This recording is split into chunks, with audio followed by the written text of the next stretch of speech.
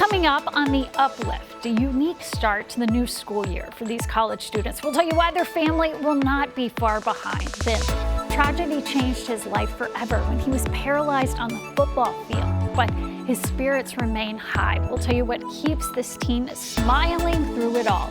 And then, from fighting for her life to completing a race, we'll tell you the miracle that got one woman across the finish line. Welcome, friends, to the Uplift. In this digital series, we're going to be sharing some of our favorite stories we are sure will put a smile on your face. It's our goal to lift your spirits for the next 30 minutes or for hopefully for a lot longer. I'm Susan Elizabeth Littlefield. Thank you so much for being with us. There was a lot to smile about in St. Paul before the start of the new school year. Kids got free backpacks, school supplies, and vouchers for back-to-school haircuts. At the Conway Rec Center in St. Paul, Firefighters United St. Paul and the Minnesota chapter of the National Black Police Association made all these things possible. Our organization is community first. We spend so much time in communities doing enforcement, and so to just come out and be able to support them back to school, this is what we love to do. It's why we do it. Among the sponsors of the event, Target and the Sana Foundation, which was founded by St. Paul native and former pro soccer player Tony Sana. This new school year will be all in the family for 3 generations headed to the same Wisconsin college. Mia and Samantha will be sharing their first day at Carthage with their mom and grandma. The women all decided to join the business program at the school in Kenosha.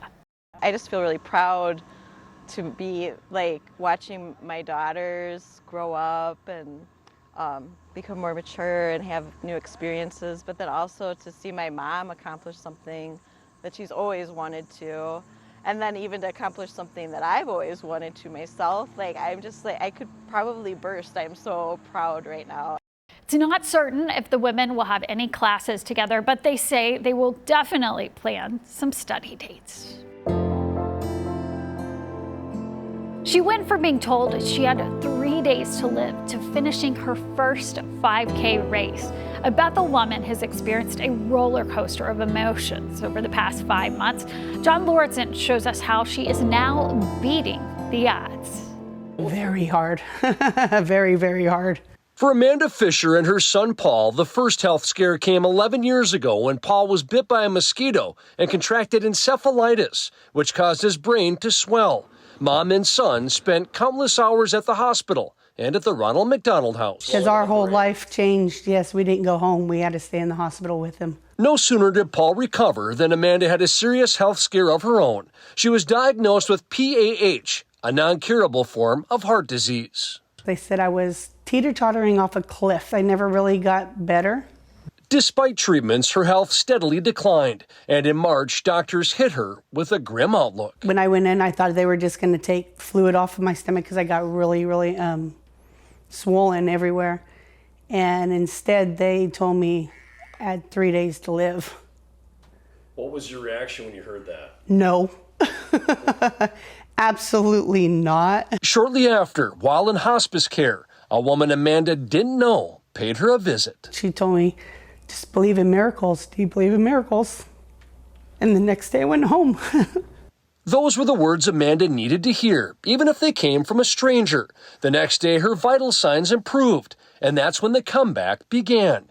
A new doctor and new treatments got her back on her feet and feeling good, to the point that this past Saturday, Amanda went from being in a wheelchair to finishing her first ever 5K race with her husband Jason and Paul. As fate would have it, the race was to raise money for the Ronald McDonald House. It was amazing. It was great to pass that finish line. Doctors say Amanda's heart is still enlarged, but it's working normal now. And there's plenty of optimism that her health will continue to improve. Don't give up. Don't give up. Miracles do happen. That's the truth. In Bethel, John Lauritsen, WCCO News. It's been nearly a year since a Bloomington high schooler's life was changed forever during a football game.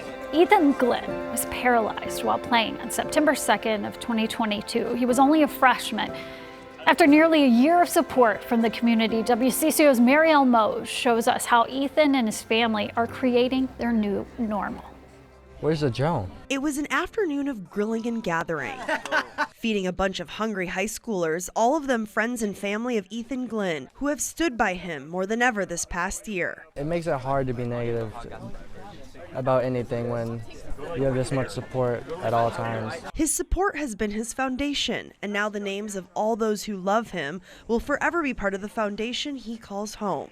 My house is literally built out of support and built out of all this love coming from the community. It makes you feel good. Neighbors, teammates, and family came by Shorewood Park in Bloomington to sign the plywood that will be used in the construction of his new ADA-compliant home. It really puts a stamp on this last year. We couldn't have done what we've done without everybody helping us. Ethan's dad, Corey, says construction businesses have generously given to their family to rebuild their home. They've donated labor, some are materials, but all of that has added up to really be able to build the house in a manner that gives Ethan as much freedom as we're able to give him. Ethan goes back to school in a week where he will start his sophomore year and still plans to be involved with the high school football team and his hockey team. I'm mainly looking forward just to hang out with friends every day.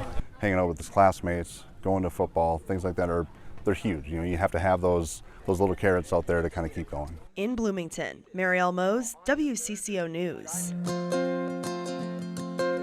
A wedding in Minnesota made history 52 years ago. Up next, we're going to show you the love story that helped change the entire country.